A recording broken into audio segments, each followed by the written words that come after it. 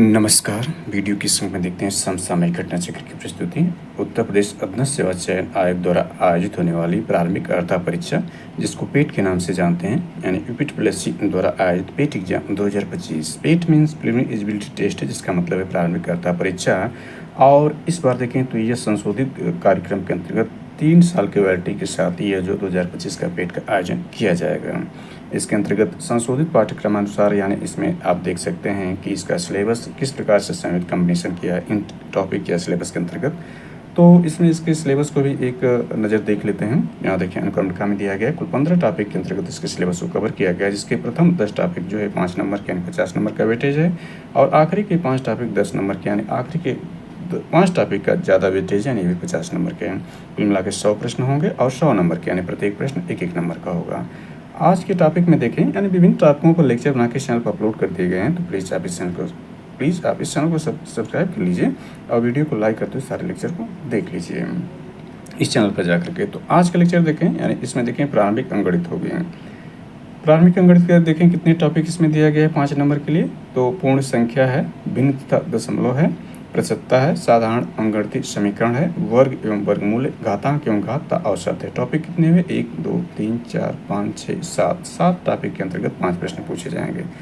तो ये 7 टॉपिक कैसे कवर किया जाएगा? जैसा कि आप जानते हैं कि यह 2 दिन में एग्जाम कराएगा और इसके 4 सेट बनेंगे, 2 सत्रों में 2 यानी एक दिन में यानी सुबह और शाम को एग्जाम होगा और दूसरे दिन भी सुबह और शाम को होगा। तो इन 7 टॉपिकों में रैंडम ढंग से किसी भी प्रश्न में पूछा जा सकता है। 5 प्रश्न केवल पूछा जाएगा इन टॉपिक से लेकर के।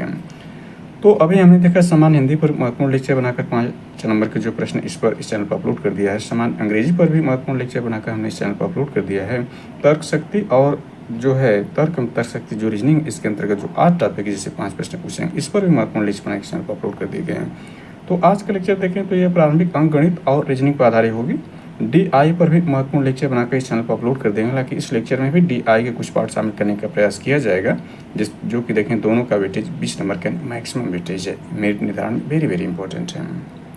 तो इसमें PYQ फॉर्मेट में देखते हैं 2021 में जो पूछे गए हैं सामान्य अंकगणित या प्रारंभिक अंकगणित से पूछे गए प्रश्न, वो 41 से देखिए कुल 5 प्रश्न 41 इसमें है, 42 है, 43 है, 44 है और यानी 5 प्रश्न 45 प्रश्न इसमें पूछे गए हैं। तो 41 को सबसे पहले देखते हैं। इसमें ये पूछ रहा है कि 37 से 1/2 में कुल कितने 1/8 हैं। यानी इसको आप कहेंगे 37 दूना 74 1 75, 75/2 है, यानी 37.5 का मतलब 75/2 में कुल कितने 1/8 हैं। तो कितने कुल पूछेगा, कुल कितने 1/8 है, तो उसमें हमें उसका भाग कर देना होगा।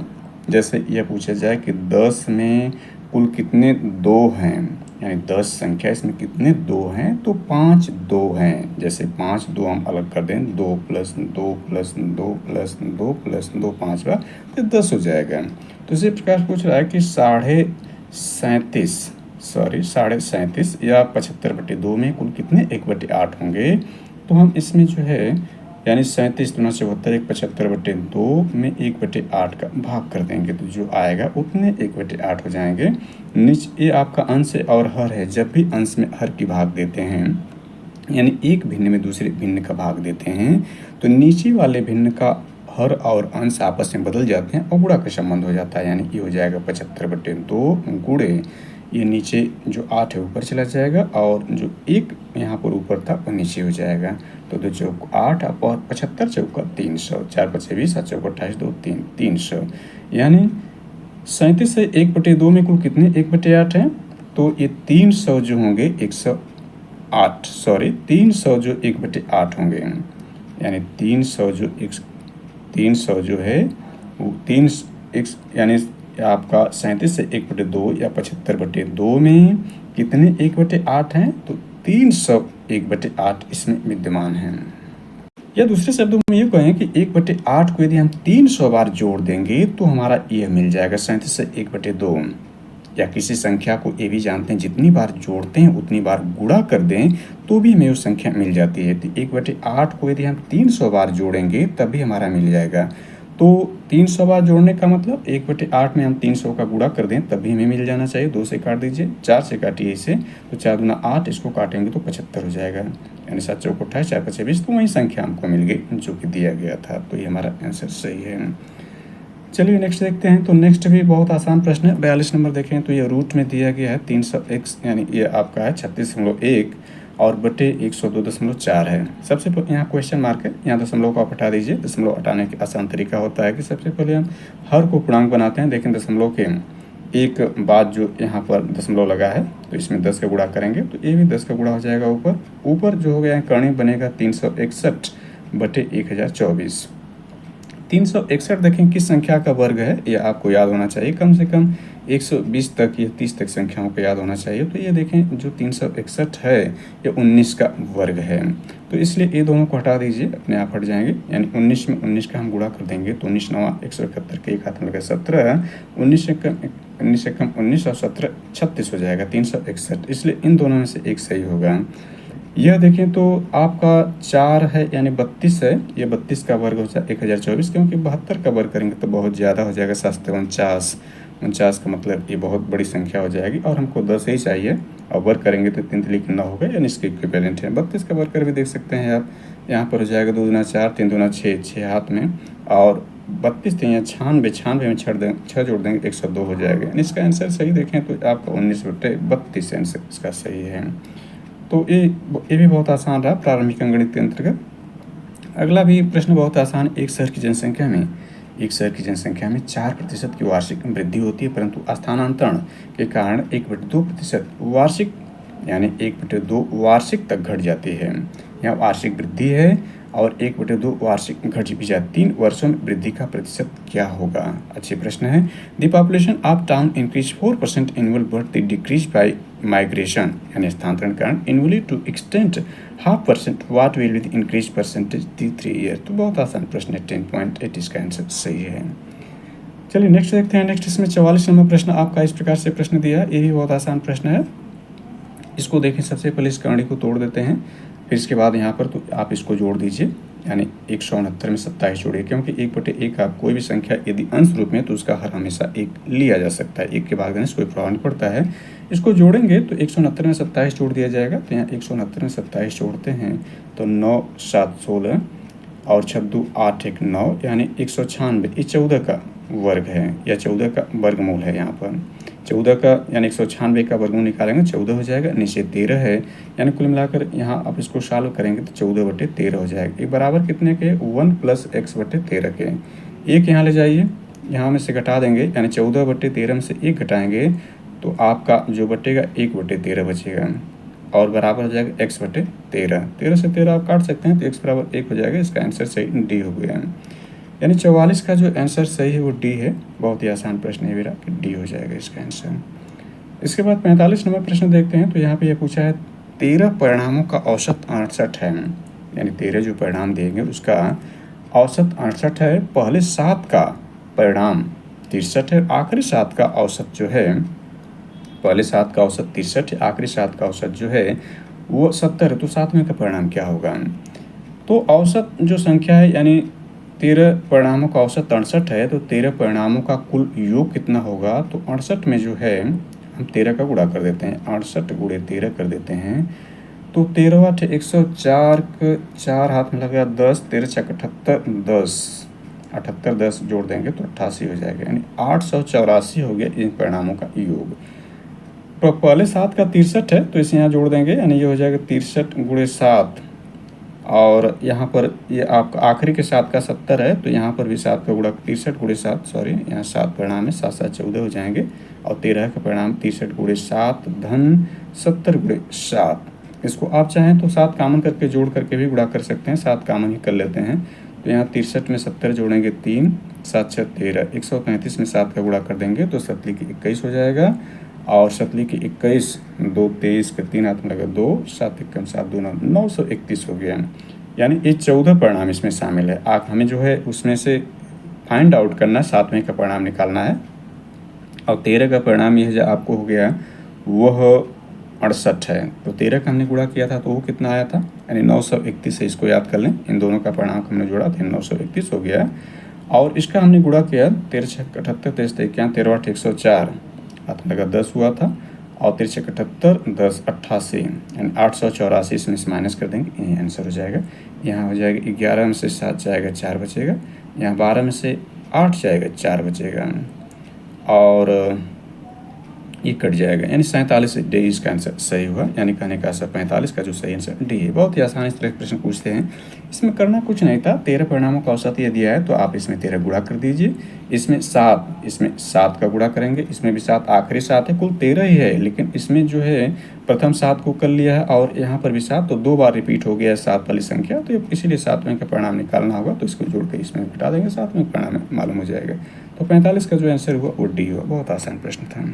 तो प्रारंभिक अंकगणित में देखें, अगला जो सेट है उसमें 53 नंबर प्रश्न ये शुरू होता है। 53 देखें, ये बहुत आसान प्रश्न ये भी बन जाता है।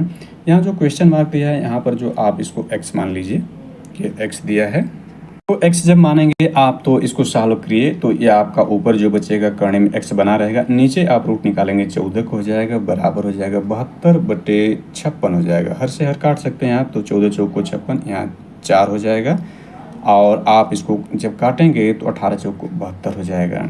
यानी रूट x बराबर जो है 18 का है, आप दोनों पक्षों का वर्ग कर दीजिए तो x बराबर हो जाएगा 18 में 18 गुणा करेंगे तो 324 होता है, यानी 324 का रूट जो होता है 18 होता है। ये सही है, यानी यहाँ पर 324 आप रख दीजिएंगे तो ये बन जाएगा 324, यहाँ रखेंगे तो 324 का रूट 18 होता है, नीचे 14 है, आप काट देंगे इसको तो ये संख्या हमें मिल जाएगी, इसके बराबर हो जाएगा। यहाँ पर हम काटना चाहें इस साइड को, जो राइट हैंड साइड है 4 से काट देंगे, 18 चौक को 72, 14 चौक को 56, तो ये 18/14 आ गया। तो इस प्रकार से आंसर इसका सही रहा, वह ए रहा आंसर, 53 का ए है। इसमें एक और प्रश्न शामिल कर लेते हैं, हालांकि ये जो जीके के फॉर्मेट में है या साइंस के फॉर्मेट में इसको देख सकते हैं, लेकिन इसको शामिल कर लेते हैं। 18 कैरेट सोने में खरे सोने का प्रतिशत क्या होता है? The percentage of pure gold in 18 carat gold. तो 56 का जो सही आंसर डी बनता है, 75% होता है, यानी 20 कैरेट का सोना जो शुद्ध होता है वहाँ पर ज़्यादा मात्रा होती है, लेकिन यहाँ पर 18 कैरेट के सोने में, खरे सोने 75%, ऐसा भी प्रश्न पूछा गया, ध्यान दें आप। तो इसमें 75% जो है वो शुद्ध सोना प्योर गोल्ड होता है 18 कैरेट के सोना में। चलिए नेक्स्ट देखते हैं। तो नेक्स्ट इसमें 57 नंबर प्रश्न बनता है, 4 खिलाड़ियों का औसत उम्र इतना है, तो 4 का गुणा कर देंगे। हालांकि प्रश्न को देखकर, यानी सबसे पहले प्रश्न को पूरा पढ़ लेना, इसके बाद जो प्रश्न की डिमांड होगी उसी आधार पर हम आंसर सॉल्व करेंगे। अगर कोच की उम्र भी उसमें शामिल कर ली जाए तो औसत उम्र 20% बढ़ जाती है, तो कोच की उम्र क्या है? चलिए इसको सॉल्व करते हैं। इससे सॉल्व करने के बहुत से तरीके हैं। एक तो जो होता है, जो ऑप्शन दिया उससे भी लगा सकते हैं, एक डायरेक्ट यहाँ देखें तो 18.5 में हम जब 4 का गुणा करेंगे तो 4 × 5 = 20 और 18 चौक को 72, अब 2 जो है 74 हो जाएगा, यानी इसका जो 4 खिलाड़ियों की जो टोटल उम्र होगी 74 वर्ष हो जाएगी। औसत उम्र इतना थी। कोच की उम्र में शामिल कर लिया तो औसत उम्र 20% बढ़ जाती है, इतने का हम 20% बढ़ा लेते हैं, यानी 18.5 बढ़ाएंगे तो 120 हो जाएगा, 120/100 हो जाएगा, यानी इसमें हम 120/100 करेंगे तो बढ़ा हुआ उम्र हमको मालूम हो जाएगा।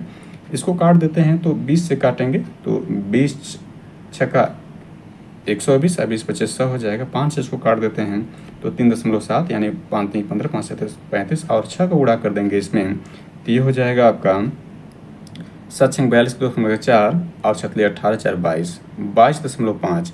चूँकि इसमें कोच को शामिल करने के बाद ये औसत उम्र आई है तो इसमें हम 5 का गुणा कर देते हैं, तो कोच सहित इसका उम्र जो हो जाएगा 5 × 10, 5 × 10 = 11, 5 × 10 = 11, यह हो गया 111। कोच सहित उम्र यह और 4 जो खिलाड़ी उसका उम्र यह है, तो इसमें से 111 में से हम 74 घटा देंगे, 111 - 74 कर देंगे, तो 11 में से जो 4 जाएगा 7 बचेगा, यहाँ 10 में से 7 जाएगा 3, यानी 37 वर्ष। 37 वर्ष इसका आंसर हुआ। एक तो प्रश्न से भी हम कर सकते हैं। इसमें देखें तो आपका 4 का गुणा कर दिया तो हमने कितना इसमें आ गया, आपका जो होगा 74 आ गया था 4 गुणा करने के बाद। अब इसमें हम इन संख्याओं में से कौन सा संख्या इसमें जोड़ दें कि वृद्धि जो है 20% हो जाए, यानी औसत उम्र जो है वृद्धि जो 20% की दिखाए, तो हम जोड़ कर भी कर सकते हैं। जब हम इसको जोड़ेंगे 37 को इसमें जोड़ेंगे तो 111 हो जाएगा, और वृद्धि के लिए हम जानते हैं कि अंतर कितना हो जाएगा, यानी इसमें से 74 था और ये आपका, यानी हम जोड़े तो 111 हो गया। इसमें अब हमको वृद्धि निकालना है तो अंतर 37 का था, तो 37 और वृद्धि के लिए छोटी संख्या का हम भाग करते हैं, 37/74 × 100 कर देंगे तो हमारा ये आपका मिल जाएगा 20%। सॉरी, यहाँ पर इस रूप में नहीं होगा क्योंकि ये अलग हो जाएगा। यहाँ पर जब आएगा, क्योंकि औसत उम्र बढ़ रही है तो इसका औसत निकालना होगा, यानी हम इसमें भाग कर देंगे 5 का, चूँकि 5 लोग हो जाएंगे तो 22.5 आएगा। अब यहाँ पर जो है औसत हम निकालेंगे तो 20% हमारा मिल जाएगा। चलिए नेक्स्ट देखते हैं। नेक्स्ट इसमें देखें तो आपका यानी 57 हमने देख लिया। 57 यहाँ पर देखा जाए तो ये आपका है, यह प्रश्न दिया है, देखने में तो भारी भरकम है लेकिन बहुत साधारण होता है। देखिए यहाँ पर एक संख्या का गुणा किया गया 885, यहाँ भी एक संख्या 115 है, यहाँ 885, फिर इसके बाद इसमें एक ही संख्या, फिर यहाँ दोनों संख्याओं का मिक्स है। यानी इसको यदि हम ए मान लेते हैं, ए है यानी इसमें 885 सपोज कर लेते हैं कि 885 जो है 885 को हमने ए माना और 115 को बी माना, तो एक ही स्वरूप में चेंज हो जाएगा। इसको देखते हैं तो यह हो जाएगा A cube plus B cube हो जाएगा, नीचे हो जाएगा A square plus B square minus A B. इसका आपको फार्मूला याद होना चाहिए। ये फार्मूला आप जब इसको एक्सप्लेन करेंगे तो ये आपका इसी रूप में आ जाएगा, यानी ये होगा एक कोष्टक में बराबर ए प्लस बी, दूसरे कोष्टक में ही आएगा A square plus B square minus A B, यानी ए कट जाएगा, केवल बचेगा A plus B. A plus B का मतलब ए प्लस बी, ए को हमने 185 माना और बी को 115 माना है, तो 885 में हम 115 जोड़ देते हैं तो 5 5 10 हो जाएगा, 8 1 9 1 10, 8 1 9 1 10 यानी 1000, यानी सी इसका आंसर सही। बहुत ही साधारण प्रश्न होते हैं, इसलिए जो बीजगणितीय गुण होते हैं या सूत्र आपको याद कर लेने होंगे। इसका सूत्र ये प्लस रहेगा तो प्लस से शुरू होता है, A plus B, A square plus B square minus A B होता है, और A cube minus B cube रहेगा तो ये माइनस शुरू होता है, ए माइनस बी, और अंदर से प्लस होता है, A square plus B square plus A B होता है। तो ये सब याद होना चाहिए आपको। इसके बाद 59 नंबर देखें तो ये भी बहुत साधारण प्रश्न होते हैं। इस तरह के 59 नंबर प्रश्न क्या करना आपको, इसमें हर में जो होता है उसका आप सिंप्लीफिकेशन कर सकते हैं, यानी यहाँ पर जो आपका माइनस है तो प्लस करके ऊपर नीचे अंश और हर में गुणा कर दीजिए। यानी यहाँ पर गुणा क्या करेंगे तो ये आपका हो जाएगा, यानी यहाँ माइनस का गुणा हमें करना नीचे √5 माइनस √3, उतना ही यहाँ गुणा करना होगा √5 माइनस √3 का। नीचे जो संख्या बनेगा वह आपका वर्गांतर फार्म में आ जाएगा और ऊपर जो वर्ग हो जाएगा, यानी ऊपर जो होगा वो इस प्रकार से बनेगा, यानी इसका वर्ग हो जाएगा ए फॉर्मेट ए माइनस बी का होल स्क्वायर आपको याद करना है, और नीचे जो आपका हो जाएगा वह A square minus B square format वर्गांतर होता है। ऊपर हम करते हैं तो इसका होता है A square plus B square minus 2ab होता है, और इसका एक कोष्टक में ए प्लस बी, दूसरे में ए माइनस बी होता है। उस हिसाब से इसको हम चलते हैं तो इसका जब वर्ग फॉर्मेट में हो जाएगा, यानी √5 माइनस √3 का होल वर्ग हो जाएगा, और नीचे जो हो जाएगा √5 का वर्ग होगा और माइनस √3 का वर्ग होगा। जब किसी रूट का वर्ग होता है तो रूट हट जाता है, और यहाँ पर चलेंगे तो यह आपका 5 ऋण 3, यानी वर्ग के हिसाब से चलेंगे तो ए स्क्वायर प्लस बी स्क्वायर, यानी प्लस हो जाएगा, माइनस √2ab, यानी 2 कड़ी में 5 3 15 हो जाएगा, और नीचे करेंगे तो ये 5 ऋण 3 हो जाएगा, यानी 2 हो जाएगा, ये 5 3 8, यानी ये आपका हुआ 8 ऋण 2 कड़ी में 15, और नीचे घटकर 2 हो गया। 2 का इसमें जब हम भाग करेंगे तो ये हो जाएगा 4 ऋण कड़ी में 15, यानी 2 से कट जाएगा। तो यहाँ पर देख सकते हैं इसमें जो 4 ऋण कड़ी में 15, यानी डी का आंसर 59 का जो है डी आंसर सही हुआ। तो चलिए इसको देखते हैं। ये 60 नंबर इसमें जो प्रश्न है ये बहुत आसान है। इसमें एक ट्रिक्स होता है, सूत्र होता है कि x plus y plus x y बटे 100। इस ट्रिक के माध्यम से हम इसको सॉल्व करते हैं, यानी दो संख्याएं आपका एक इतना जो होता है देखें तो इतना मूल्य घटाया जा रहा है, इतना बढ़ाया जा रहा है, तो इसको x मान लेते हैं, इसको y मान लेते हैं। तो इसमें सॉल्व करते हैं, चूँकि ये घट रहा है तो -30 हो जाएगा, और ये बढ़ रहा है +20 हो जाएगा, प्लस -30 यानी एक्स वाई गुणा करना -30 × 20 बटे 100 हो जाएगा। तो ये आपका क्या हो गया, -10 हो गया, माइनस, चूँकि यहाँ पर ध्यान रखिए गुणा करेंगे तो माइनस हो जाएगा क्योंकि ये प्लस है, -600 बटे 100 हो जाएगा। इसको भाग करेंगे 6 हो जाएगा, यानी -16। तो -16 आ गया तो इसमें कमी हो दुकानदार को, उसका आगे क्या प्रभाव पड़ेगा, 16% घटेगी, 16% इसका घट जाएगा। ये इसका आंसर 60 में पड़ा है। इसमें रीजनिंग के प्रश्न को भी शामिल कर लेते हैं। तो देखें इसमें 72 नंबर प्रश्न दिया है PYQ फॉर्मेट में। देखें यदि किसी वर्ष में 25 अगस्त को गुरुवार हो तो उसी महीने में सोमवार की संख्या क्या है। देखिए 25 अगस्त है, महीना जो बन सकते हैं उसमें देखें तो महीना या तो 28 या 29 का होगा, यदि फरवरी का होगा तो 28 या 29 होगा। 4 महीने 30-30 दिन के होते हैं, और 7 महीने जो 31 के होते हैं। तो यहाँ पर जो आपका अगस्त है वह आपका क्या है, 25 से शुरू है। हमको सोमवार देखना, अगस्त से कितने दिन बाद देखें तो आपका यानी जो है 25 अगस्त को गुरुवार है, तो इससे कितने पहले जो सोमवार है तो 25 को गुरुवार है, तो 24 को क्या होगा, 24 को बुधवार होगा, और 23 को जो है वो मंगलवार होगा, तो 22 को जो है आपका सोमवार है। यानी इस प्रश्न से हमको क्या मिला कि 22 तारीख को जो वो सोमवार इस प्रश्न से मिल रहा है। तो इससे पीछे देख लेते हैं, इससे आगे देखें, यानी उससे जो भी संख्या होती है, कोई संख्या दी, उससे अगला उसी दिन का निकालना, तो 7 ऐड कर देते हैं, तो अगला इसमें 29 हो जाएगा। इससे पूर्व देखें जो बनेगा आपके, इससे पहले 7 घटाएंगे तो ये 15 बचेगा, पुनः 7 घटाएंगे तो 8 बचेगा, इसमें से पुनः 7 घटाएंगे तो 1 बचेगा। इससे पूर्व जो थे 22 तारीख से पहले देखें तो कुल 4 सोमवार हैं। यानी यहाँ पर देख सकते हैं 1 तारीख, 2 तारीख, 1 तारीख को है, 8 तारीख को है और 15 तारीख। यानी इसमें 1 में 7 जोड़ा 8, 8 में 7 जोड़ा 15, 15 में 7 जोड़ा 22। यानी 22 तारीख से नीचे जो है 3 सोमवार है, 22 को ऐड कर लें तो 4 है। और इससे आगे जो होगा 29 तारीख, यदि फरवरी का महीना वह भी जो कि लीप ईयर हो, यानी जो लीप ईयर हो, तो उसमें फरवरी 29 दिन को, तो शेष महीने में 29 नॉर्मली होते हैं, 30, 31 होते हैं। तो यह स्थिति केवल आपकी जो है फरवरी महीने के लिए न हो, तो इसमें जो है 5 आपके जो हैं सोमवार होंगे। तो इसका ये आंसर सही हुआ। चलिए इसमें देखते हैं 73 नंबर प्रश्न को, उस शब्द का चयन कीजिए जो समूह के बाकी शब्दों से मेल नहीं खाता है। तो 73 का सही आंसर देखें तो ए होगा, मतलब तेल जो है अन्य शब्दों से मेल नहीं खाएगा। जैसे देखें तो ये दूध के ही प्रोडक्ट हैं, दही, मक्खन, पनीर, तेल अलग है। नेक्स्ट देखें 74 नंबर प्रश्न, यहाँ पर देख सकते हैं किसी कूट संख्या में प्रोडक्शन को यह लिखा जाता है, तो उसी कूट में ओरिएंटेशन को किस प्रकार से लिखा जाएगा। तो यहाँ पर इसका आंसर 74 का देखेंगे तो बी आएगा। बी का मतलब यह बनेगा, भारी भरकम ये भी है। यानी यहाँ पर शब्दों के कॉम्बिनेशन में देखें तो पी के बाद क्या आता है, पी के बाद आपका क्यू है, यानी इसमें 1 जोड़ दिया गया है। आर से, यानी आर में 1 घटा दिया गया है, यानी क्यू के बाद आर आता है, यानी 1 घटाते जा रहा है, अगले में 1 जोड़ रहा है, जैसे ओ के बाद फिर पी आएगा। और यहाँ डी में से 1 घटाएंगे तो सी आ जाएगा। ऐसे 1 घटा रहा, मतलब 1 जोड़ रहा है, तो ये संख्या बन रही। उसी प्रकार से हमें 1 जोड़ना और 1 घटाना है। तो ओरिएंटेशन में देखें तो ओ के बाद जो आएगा वो पी आएगा। तो पी किस में शुरू, वहाँ से देखें 3 शब्दों में शुरू है, यानी पी शब्द बनेगा पहला।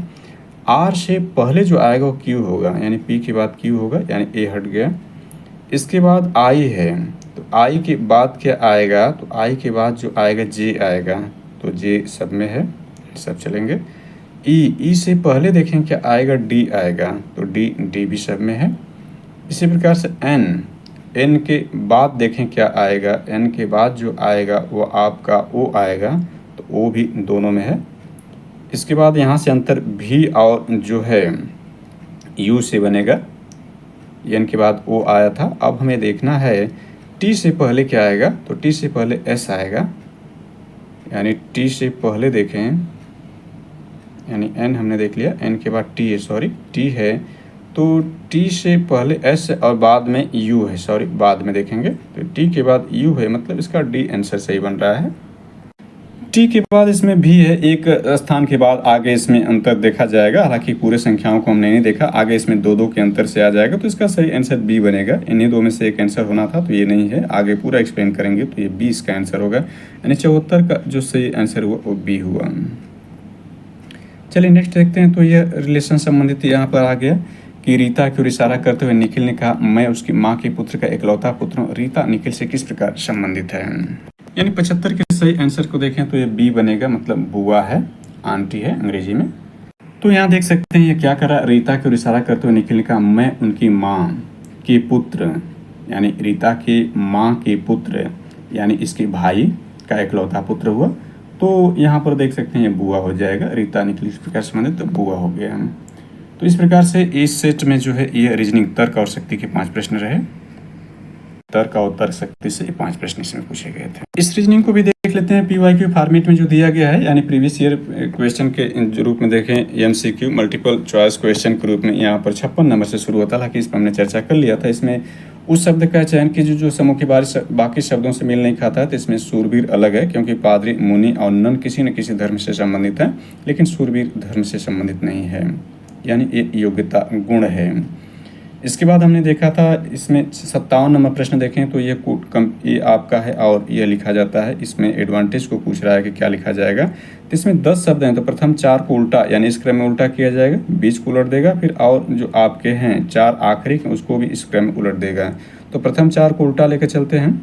तो प्रथम 4 का COPM किस में है देखते हैं, बल्कि उसमें नहीं बल्कि यहाँ से देखना है।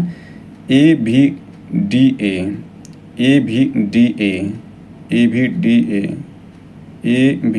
यानी 2 ये शब्द हैं, यानी इन्हीं 2 शब्दों से हमको लेकर देखना है, यानी 57 वाले प्रश्न में। तो इसके बाद ये ABDA, फिर आपका जो है NT है तो ये TN हो जाएगा। TN यानी C इसका आंसर सही हो गया। 57 का C हो गया है, क्योंकि गलत हो जाएगा ये। इसके बाद नेक्स्ट देखें, एक आदमी ने एक महिला से कहा तुम्हारी माँ के पति की बहन मेरी बुआ है। वह महिला उस आदमी से किस प्रकार संबंधित है। तो 58 का सही आंसर ए है, यानी बहन है। यानी ये भी प्रश्न बहुत आसान है। एक आदमी ने एक महिला से कहा तुम्हारी माँ के पति की बहन मेरी बुआ है, यानी वो दोनों खुद भाई बहन हैं, क्योंकि तुम्हारी माँ के पति मतलब उसके यानी इसकी माँ के पति की बहन जो उसकी बुआ है, तो वो महिला उससे किस संबंधित तो बहन होगी, दोनों की वो बुआ होगी।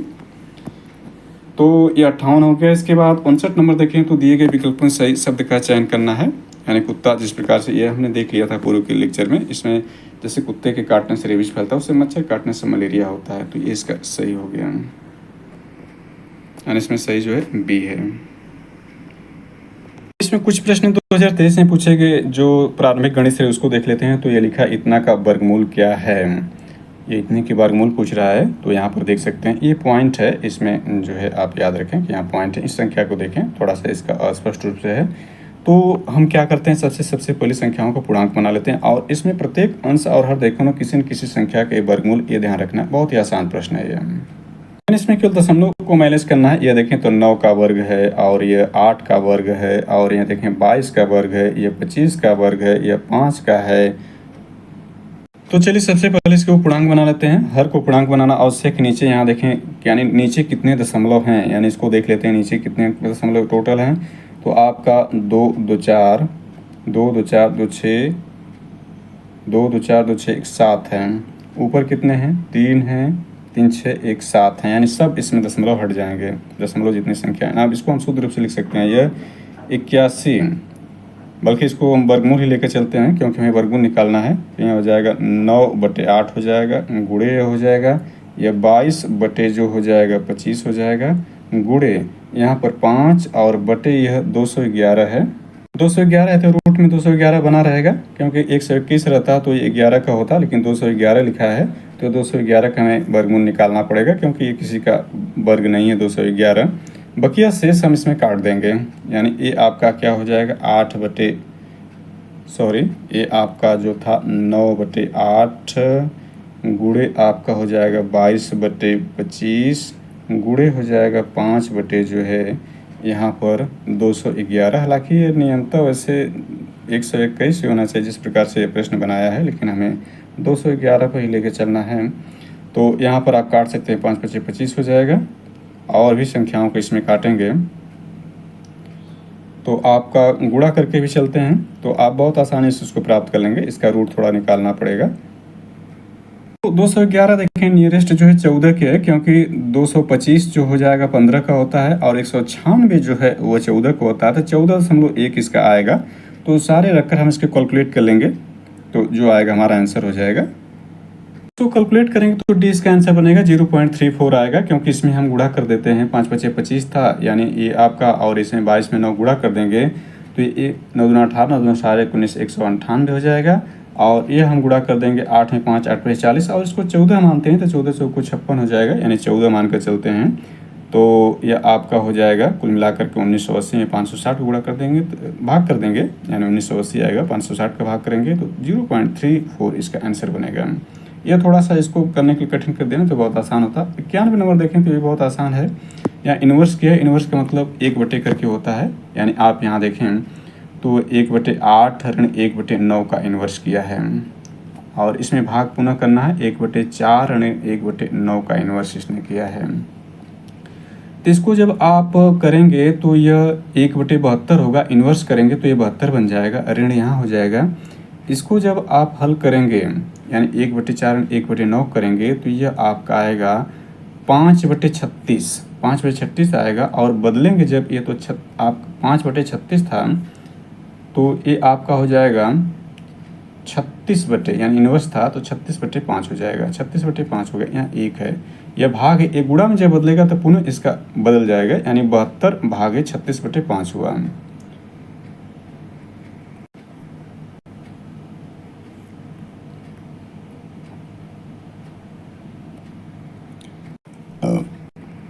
सॉरी, ऊपर जो आपका है वह न्यूमरेटर इन अंश, नीचे डिनोमिनेटर है। दोनों का अंतर हम पहले करते हैं न्यूमरेटर डिनोमिनेटर में। जिसका अंश का अंतर सबसे बड़ा होगा वह भिन्न सबसे बड़ी होगी, जिसके हर का अंतर सबसे बड़ा होगा वो भिन्न सबसे छोटी होगी। तो यहाँ पर देख लेते हैं, इसमें दोनों में अंतर कितना है, दोनों में अंतर 4 का है, लेकिन जो है अंश बड़ा नहीं बल्कि हर बड़ा है, इसमें 4 का अंतर है। इसमें देखें तो आपका कितने का अंतर है, इसमें भी अंतर देखें तो कुल मिलाकर 6 का अंतर है। और इसमें जो है हर बड़ा है ना कि अंश बड़ा। यहाँ पर अंतर देखें तो आपका 3 का अंतर है। यानी इन हरों में देखें तो सबसे छोटा जो अंतर है हरों के रूप में, सब में हर में ही बड़ा है, तो सबसे छोटा हर किसका बड़ा हुआ, या 8 का, इसलिए सबसे बड़ी भिन्न ये बन जाएगी इन सबों में।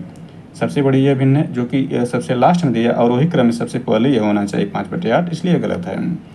यानी 5/8 है, सबसे बड़ा 5/8 है। इसके बाद इसमें 4 का अंतर होगा, यानी 9/13, फिर 11/7, यानी 20 का आंसर सही हो जाएगा।